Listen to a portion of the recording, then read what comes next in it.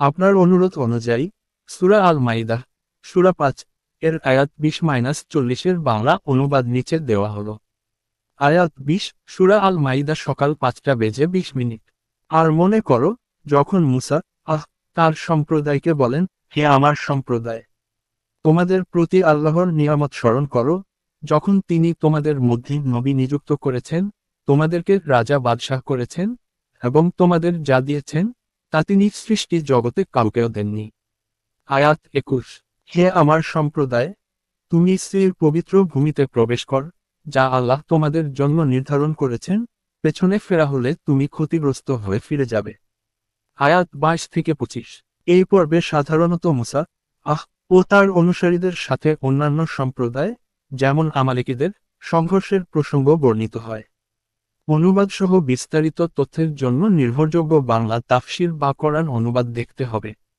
আয়াত ২৬-২৭ সংক্ষেপে অনুবাদ। ২৬ তিনি বললেন, স্ত্রীর ভূমি তাদের ৪০ বছরের জন্য হারাম করা হলো, তারা সেখানে পথ হারিয়ে পড়বে, তাই উটিলাকাফেরদের জন্য দুঃখ করো না। ২৭ এবং তোমাকে আদমের ২ পুত্রের ঘটনা সত্যভাবে বলো, যখন তারা নৈকট্য প্রদর্শনের জন্য ২ জন আত্মবলিদান করেছিল, একজনের গ্রহণযোগ্য হলো, অন্যজনের হলো না। তখন অপরজন বলল, আমি নিশ্চয় তোমাকে হত্যা করব। তিনি উত্তর দিলেন, নিশ্চয় আল্লাহ শুধুমাত্র পহেগারদের কাছ থেকেই গ্রহণ করেন।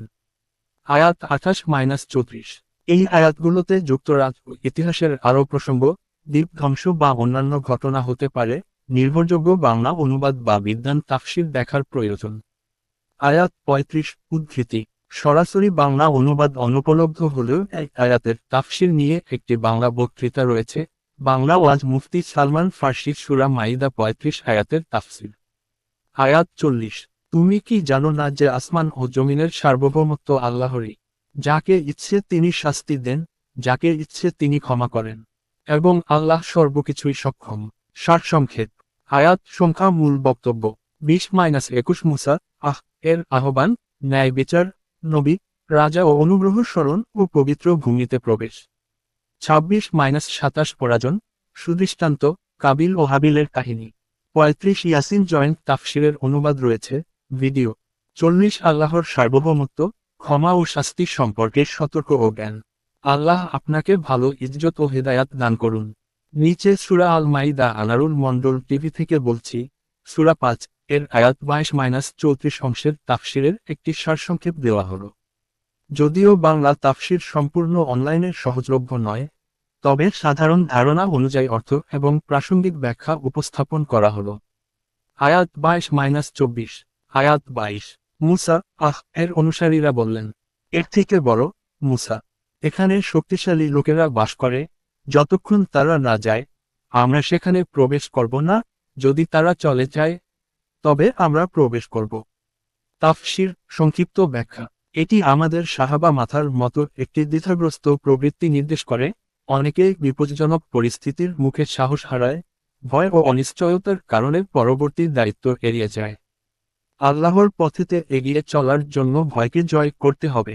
আয়াত ২৫-২৭ যদিও অনলাইন বাংলা তাফসির নিম্নলিখিত আয়াতগুলোর জন্য সরাসরি পাওয়া যায়নি, তবে ইসলামী ইতিহাস ও তাফসির ভিত্তিক ধারাবাহিকতায় বলা যায়, এই আয়াতগুলোতে আল্লাহর শাস্তির উদাহরণ ও শিক্ষা তুলে ধরা হয়। বিশেষত খলিফা নাশ হওয়ার সম্প্রদায় ও পার্থক্যকারী জাতির উল্লেখ আছে, যেমন উল্লেখযোগ্য হচ্ছে উলিল আজম প্রসঙ্গ বা অন্যদের সাথে মুসা এর দ্বন্দ্ব। আয়াত ৩৩-৩৪ আয়াত ৩৩ সংক্ষিপ্ত উল্লেখ, তবে মূল তফসিল অংশ।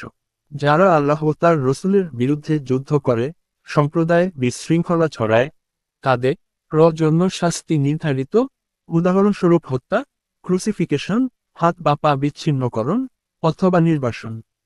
এটি তাদের জন্য বিশ্বের অপমান এবং পরকালে কঠিন শাস্তি। আয়াত ৩৪ এর থেকে বড়, তবে যারা তোমরা তাদের উপরের গুরুত্বপূর্ণ শাস্তির আগে তওবা করে, তারা অবশ্যই আল্লাহ ক্ষমাশীল ও দয়ালু। তাফসিরের সার, নবীর তত্ত্বাবধান মতো এই আয়াতজোড়ায় একটি শিক্ষণীয় দৃষ্টান্ত, যে অপরাধীরা বিশৃঙ্খলা ছড়ায়, তারা যদি দ্রুত এখনই তওবা করে, তবে আল্লাহর অনুগ্রহ ও ক্ষমার আশা রাখা যায়। এটি অতীব গুরুত্ব সহকারে ইতিবাচক বার্তা বহন করে। সামগ্রিক সারাংশ, আয়াত 22-34 তাফসীর। 1. ভয় ও সংকোচ, আয়াত 22। বিপদে অবস্থা থেকে বিহ্বল না হয়ে আল্লাহর উদ্দেশ্যে দৃঢ়তার সাথে সামনে এগিয়ে যাওয়া। 2. ঐতিহাসিক শিক্ষা ও শাস্তির উল্লেখ। যারা অমান্য করে, সেজন্য কঠোর শাস্তির প্রজ্ঞাপন, তাওবা করলে আল্লাহ ক্ষমাশীল। 3. দয়া ও ক্ষমার বার্তা। শাসনপ্রাপ্ত যারা তাওবা করে পাল্টায় নিজের জীবন, আল্লাহ তাদের দান করেন, এটি অনুপ্রাণিত করে। আল্লাহ আপনার হেদায়াত বৃদ্ধি করুন, আমিন।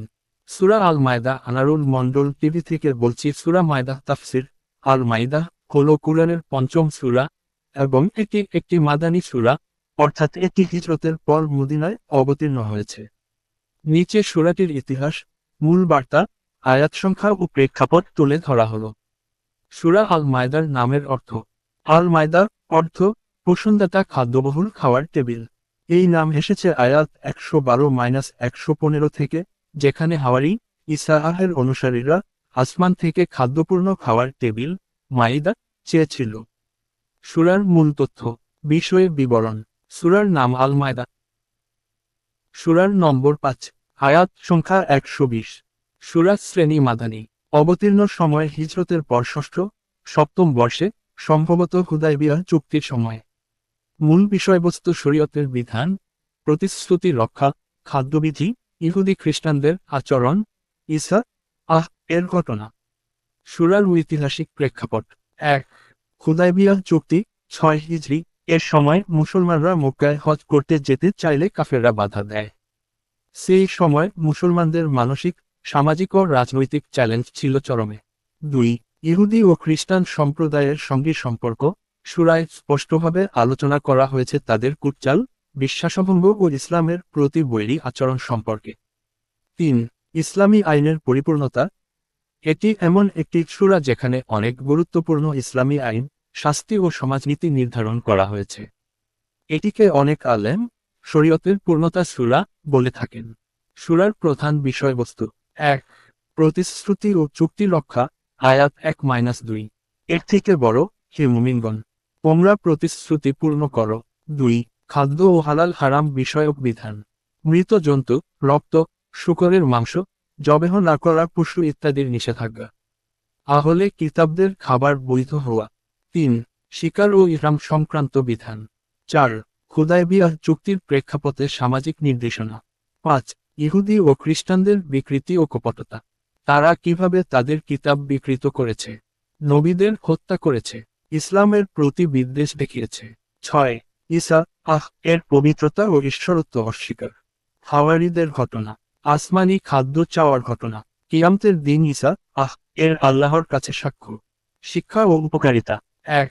চুক্তি ও ওয়াদা পালন ইসলামের অন্যতম স্তম্ভ, এই সূরায় বারবার তা গুরুত্ব পায়। 2. আইনগত বিচার যেমন হত্যা, চুরি, সন্ত্রাস ইত্যাদির শাস্তি নির্ধারণ করে। 3.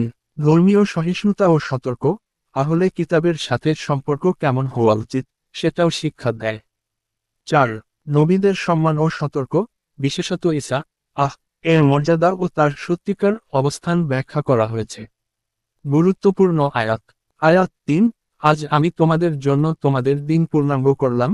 এই আয়াতেই দিনের পূর্ণতা ঘোষণা করা হয়। আয়াত 45, জীবনের বিনিময়ে জীবন, চোখের বিনিময়ে চোখ, কিসাসের বিধান। আয়াত 51, ইহুদি ও খ্রিস্টানদের বন্ধু হিসাবে গ্রহণ করো না।